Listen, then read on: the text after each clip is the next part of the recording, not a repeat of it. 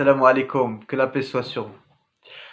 Actuellement, on entend beaucoup parler de l'islam. On pose beaucoup de questions sur l'islam. L'islam interroge. Que dit le Coran sur tel sujet? Que dit le prophète sur tel autre? Mais qui pour répondre à ces interrogations? Aujourd'hui, des imams et des prédicatrices prennent la parole et répondent à vos questions. Nous allons traiter ensemble de sujets en lien avec notre foi, notre spiritualité, mais également en lien avec notre actualité de Français musulmans. Si tu es dans l'impossibilité de te rendre dans une mosquée, si tu n'as pas de contact avec un imam, si tu veux très simplement que l'on se tienne compagnie sur le chemin qui mène à Allah subhanahu wa ta'ala, si peut-être tu n'es pas musulmane ou musulman et que tu as des interrogations sur l'islam, alors tu es là et le bienvenu. Nous allons tenter de mettre à ta disposition les connaissances religieuses que nous avons étudiées auprès de savants et de professeurs compétents, ainsi que nos connaissances du contexte français. Tout cela pour essayer d'offrir l'accompagnement le plus adapté possible. C'est parce que l'union fait la force que nous avons souhaité travailler en équipe.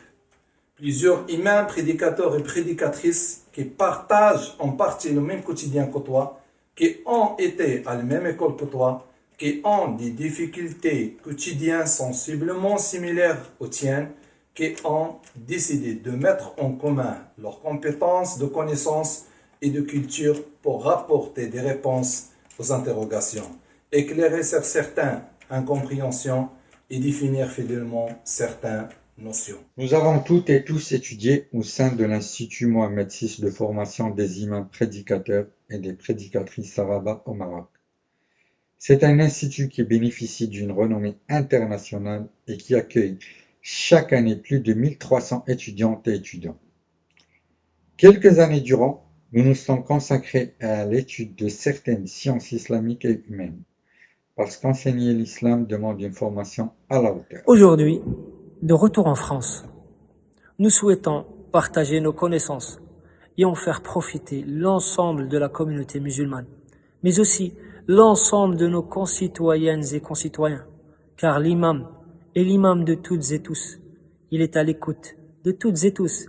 Il est bienveillant avec toutes et tous. C'est là, notamment, ce que nous enseigne notre prophète bien-aimé, que la paix et les bénédictions soient sur lui quand il dit « L'homme le plus aimé de Dieu est celui qui est le plus utile aux hommes ». Dans cette période de confinement, nous demandons à Dieu de nous protéger, de guérir nos malades et de renouveler sa miséricorde sur nos défunts et de délivrer l'humanité de ce fléau et de le faire disparaître à tout jamais. Que la paix soit sur vous. Assalamu alaikum wa rahmatullah.